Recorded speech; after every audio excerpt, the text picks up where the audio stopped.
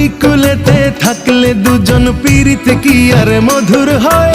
চোখে চোখে দেখা দেখি এ যে ভীষণ জ্বালাময়।